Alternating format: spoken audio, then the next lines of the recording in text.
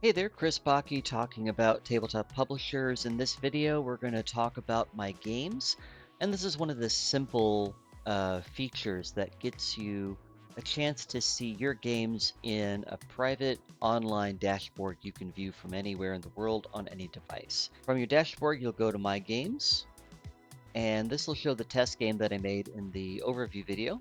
And whenever you go to one of these boxes here, you can just click on that, and that'll show your current game's details on the left column here, along with the pitches that you've done and any notes that you've taken down here. So I'm going to go ahead and add in some details here for my demo game, Armies and Legions. Fun fact, this was the very first game I ever made when I was like 12 years old or whatever. I've got the current status here, and this is going to take you through the classic sort of development process here, from develop to iterate to play test, pitch, signed, publish, and potentially shelved. Your player count will be classic minimum, maximum sort of player count. So this game went from 2 to 6 players. And you will see error messages here to mention that we want to make sure your data is correct if you're going to type it in. So pay attention to those as you go. The game length here, it was about a 30 to 45 minute game.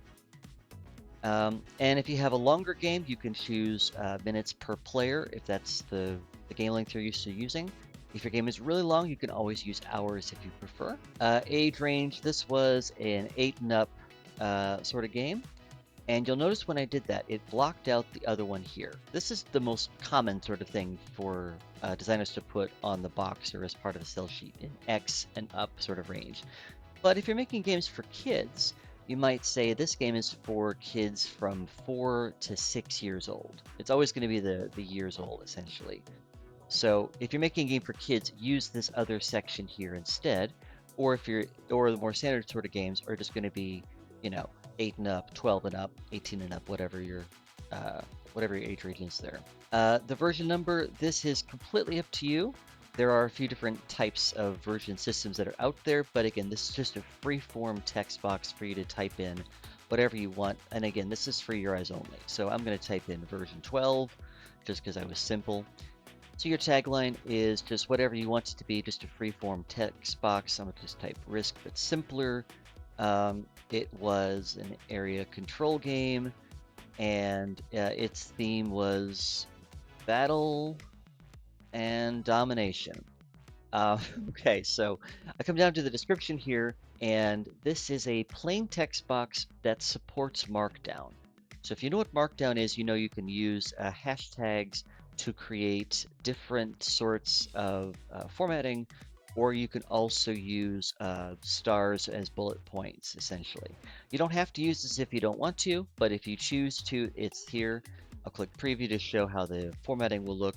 It's just here to give your description a bit more formatting options if you need them.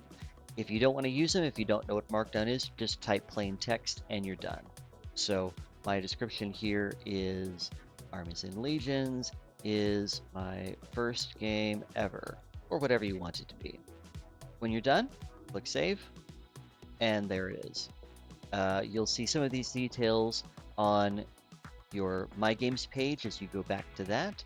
As I add more games, each new game creates one new card, kind of like this, and as you scroll down, you'll see all of your games.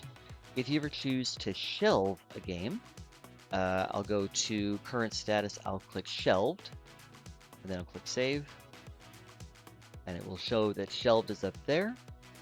And when I go back to my games, I won't see it on my active sort of roster here, if you will.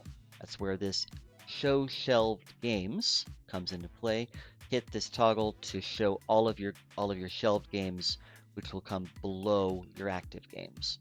So I'm going to unshelve this game now, and I'm going to say I want to put it in playtest mode.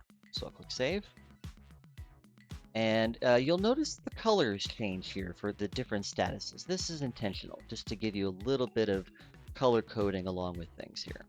So as I'm looking at my game page here, I could add notes about this game, and this can be about anything. This can be about play testing, this can be about pitching, this can be about who you think this game might be for.